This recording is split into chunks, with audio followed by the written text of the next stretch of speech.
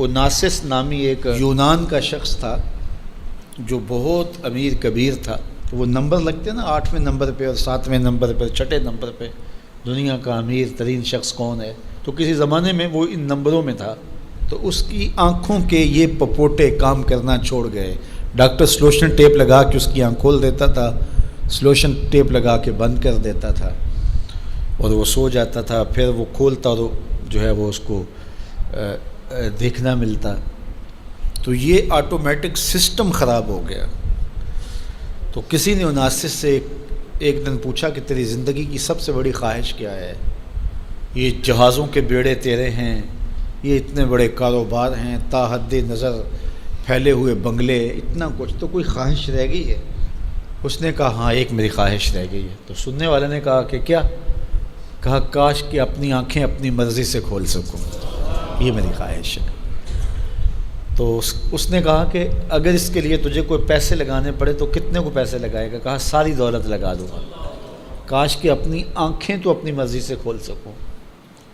تو میرے ان دوستوں میں سے کئیوں کو آج یہ احساس ہوا ہوگا کہ یہ بھی کوئی نعمت ہے.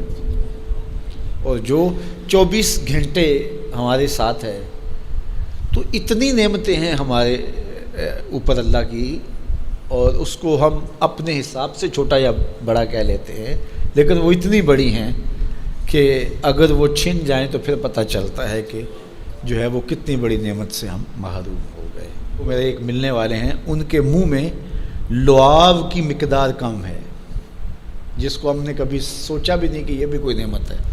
یہ قدرتی گریس ہے جو منہ کو تر رکھتی ہے اور بولنے میں مدد ملتی ہے، اور نظام انہضام کو اس سے بہت زیادہ فائدہ پہنچتا ہے.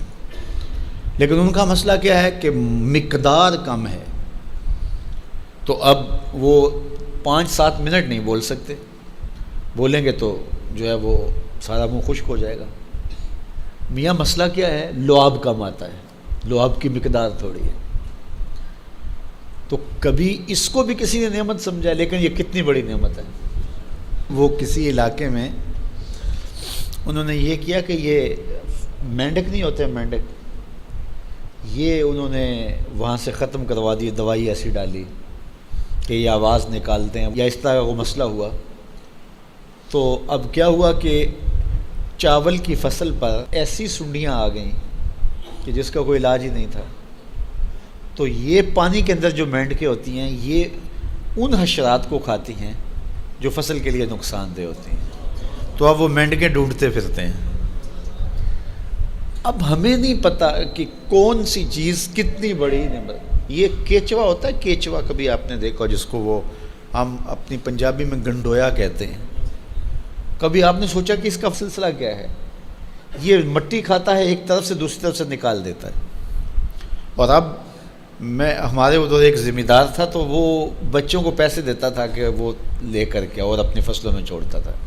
اس کو کسی ماہر نے بتایا کہ یہ زمین کی زرخیزی کا جو ہے وہ سبب ہے کہ ایک طرف سے کھاتا ہے دوسری طرف سے نکال دیتا ہے، اور وہ مٹی اتنی زرخیز ہوتی ہے کہ دوسری مٹی میں جب ملتی ہے تو کیمیائی کھادیں بھی وہ کام نہیں کرتی جو یہ کیچوا کام کرتا ہے.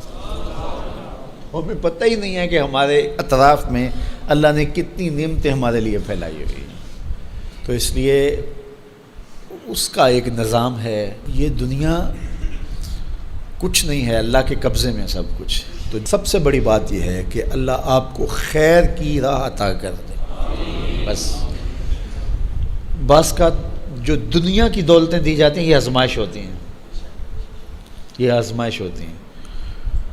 تو جو آپ کو کسی سے نیکی کرنے کی توفیق مل جائے، کسی کی مدد کرنے کی توفیق مل جائے، کسی دکھی کے کام آنے کی توفیق مل جائے، کسی کی جان بچانے کی توفیق مل جائے، تو یہ بہت بڑی دولت ہوتی ہے.